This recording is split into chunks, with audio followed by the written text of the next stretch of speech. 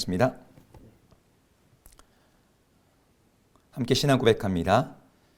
전능하사 천지를 만드신 하나님 아버지를 내가 믿사오며 그 외아들 우리 주 예수 그리스도를 믿사오니 이는 성령으로 잉태하사 동정녀 마리아에게 나시고 본디오 빌라도에게 고난을 받으사 십자가에 못 박혀 죽으시고 장사한 지 사흘 만에 죽은 자 가운데서 다시 살아나시며 하늘에 오르사 전능하신 하나님 우편에 앉아 계시다가 저리로서 산 자와 죽은 자를 심판하러 오시리라. 성령을 믿사오며 거룩한 공예와 성도가 서로 교통하는 것과 죄를 사하여 주시는 것과 몸이 다시 사는 것과 영원히 사는 것을 믿사옵나이다. 아멘.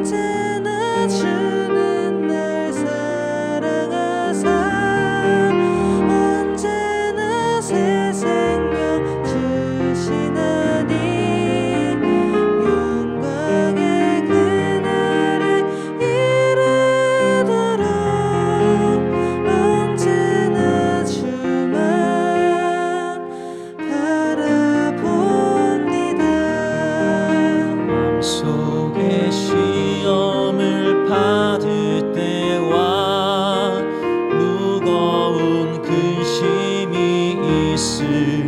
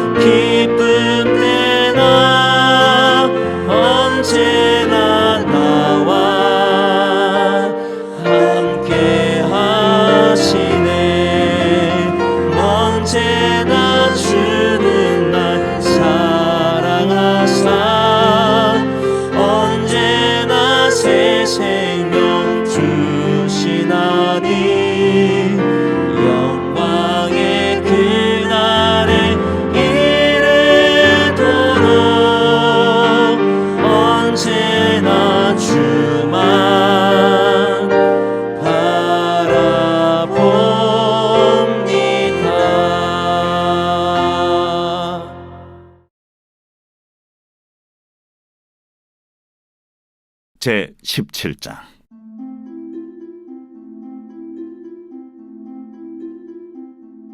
여호와께서 모세에게 말씀하여 이르시되 아론과 그의 아들들과 이스라엘의 모든 자손에게 말하여 그들에게 이르기를 여호와의 명령이 이러하시다 하라. 이스라엘 집의 모든 사람이 소나 어린 양이나 염소를 진영 안에서 잡든지 진영 밖에서 잡든지 먼저 회막문으로 끌고 가서 여호와의 성막 앞에서 여호와께 예물로 드리지 아니하는 자는 피 흘린 자로 여길 것이라. 그가 피를 흘렸은즉 자기 백성 중에서 끊어지리라. 그런즉 이스라엘 자손이 들에서 잡던 그들의 제물을 회막문 여호와께로 끌고 가서 제사장에게 주어 화목제로 여호와께 드려야 할 것이요, 제사장은 그 피를 회막문 여호와의 제단에 뿌리고 그 기름을 불살라 여호와께 향기로운 냄새가 되게 할 것이라. 그들은 전에 음란하게 섬기던 순념소에게 다시 제사하지 말 것이니라. 이는 그들이 대대로 지킬 영원한 규례니라. 너는 또 그들에게 이르라. 이스라엘 집 사람이나 혹은 그들 중에 거류하는 거류민이 번제나 제물을 드리되 회막문으로 가져다가 여호와께 드리지 아니하면 그는 백성 중에서 끊어지리라. 이스라엘 집 사람이나 그들 중에 거류하는 거류민 중에 무슨 피든지 먹는 자가 있으면 내가 그 피를 먹는 그 사람에게는 내 얼굴을 대하여 그를 백성 중에서 끊으리니 육체의 생명은 피에 있으리라. 내가 이 피를 너에게 주어 제단에 뿌려 너희의 생명을 위하여 속죄하게 하였나니 생명이 피에 있으므로 피가 죄를 속하느니라. 그러므로 내가 이스라엘 자손에게 말하기를 너희 중에 아무도 피를 먹지 말며 너희 중에 거류하는 거류민이라도 피를 먹지 말라 하였나니 모든 이스라엘 자손이나 그들 중에 거류하는 거류민이 먹을 만한 짐승이나 새를 사냥하여 잡거든 그것의 피를 흘리고 흙으로 덮을지니라. 모든 생물은 그 피가 생명과 일체라. 그러므로 내가 이스라엘 자손에게 이르기를 너희는 어떤 육체의 피든지 먹지 말라 하였나니 모든 육체의 생명은 그것의 피인즉 그 피를 먹는 모든 자는 끊어지리라. 또 스스로 죽은 것이나 들짐승에게 찢겨 죽은 것을 먹은 모든 자는 본토인이거나 거류민이거나 그의 옷을 빨고 물로 몸을 씻을 것이며 저녁까지 부정하고 그 후에는 정하려니와 그가 빨지 아니하거나 그의 몸을 물로 씻지 아니하면 그가 죄를 담당하리라.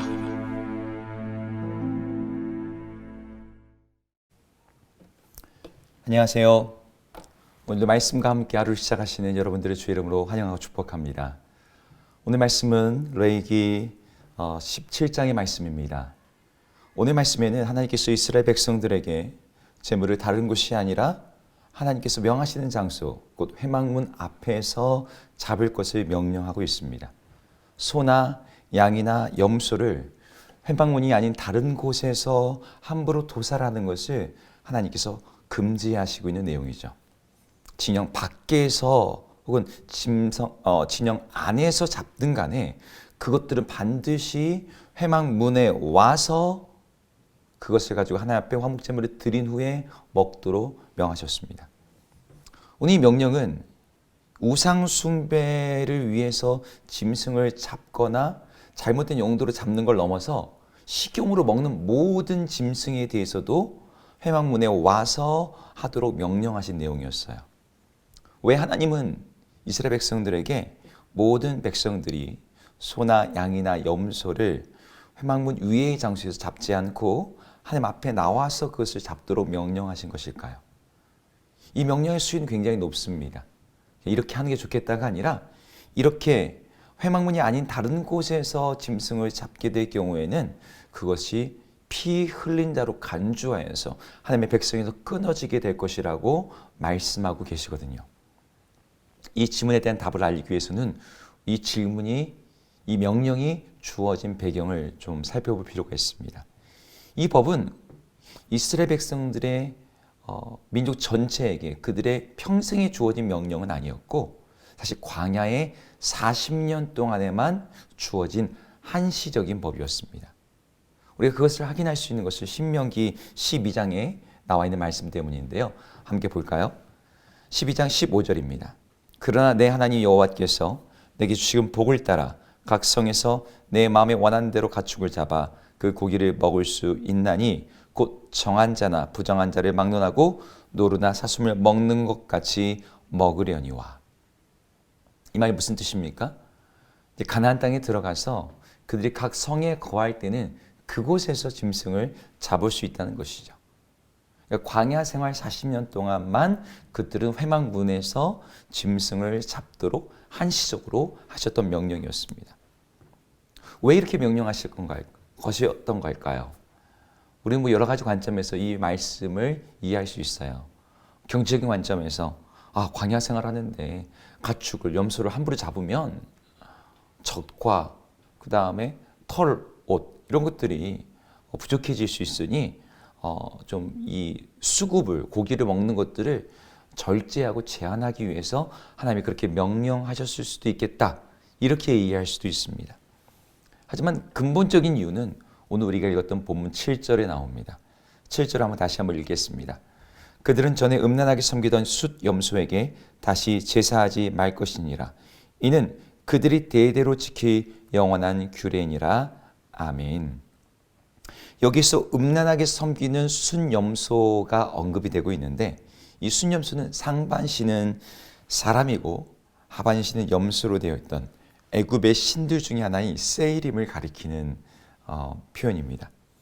애굽에 있을 때 그들은 애굽의 문화에 젖어 있었습니다. 그런데 이 애굽의 신 세이림도 그들의 문화 가운데, 이스라엘 백성들 가운데 들어와 있었을 거예요. 이 우상의 제의 가운데는 여성 신자와 숫 염소의 수간, 짐승과의 교접이라고 하는 이런 의식이 포함되어 있었고, 또 이런 것을 하나님께서 가증하게 여기시는 것이라고 이미 율법에서 말씀하셨죠. 그러니까 순염소를 하나님의 회막 아닌 다른 곳에서 먹게 될 때 이러한 의식들, 이러한 생각들, 이러한 문화적인 유혹들이 다시 한번 그들 가운데 불러 일으켜질 가능성이 있었던 것을 하나님께서 우려하셔서 그걸 명령하셨던 것입니다. 애굽에 있는 동안, 그 400년의 시간 동안 그들은 이 염소의 우상에 참여했을 거예요. 이 염소의 우상을 드리는 그 자리에서 누릴 수 있는 그 향락적인 어떤 요소들이 그들에게 강한, 아주 상당한 유혹이 되었을 것입니다. 모세가 있는 그 진 안에서는 그런 걸 못하더라도 진 바깥에서, 진영 바깥에서 그들은 그래, 고기도 좀 먹고 이런 거 할 수 있지 않나? 그런 마음의 미혹을 충분히 느낄 수 있는 것이죠. 하나님은 그것에 대해서 우려하신 거예요. 사실 이런 숫 염소를 섬기는 우상 숭배가 아닐지라도 고기는 과거에나 현대에나 가장 귀한 음식이고, 그리고 일반적으로 과거에 고대에는 고기 음식을 먹을 때는 민족과 종교를 막론하여 신에 대한 제사가 함께 연결되어 있었어요. 여러분, 돼지 잡을 때도 우리나라도 지금도 그렇지 않습니까? 돼지 머리는 반드시 고사를 지냈어요. 소 머리도 그랬고요. 이 식사와 신앙이 결합되어 있던 이 고대 문화 속에서 사람들은 그들이 먹는 음식, 그들의 만찬, 그들의 풍요는 그들이 믿고 있는 신의 선물과 연결되어 있다고 생각했습니다. 하나님이 아닌, 하나님이 없는 곳, 하나님의 회막문 바깥에 다른 장소에서 도사에 대해서 그곳에서 먹는 고기는 그럼 어떻게 여겨졌겠습니까? 하나님과 상관없는 고기?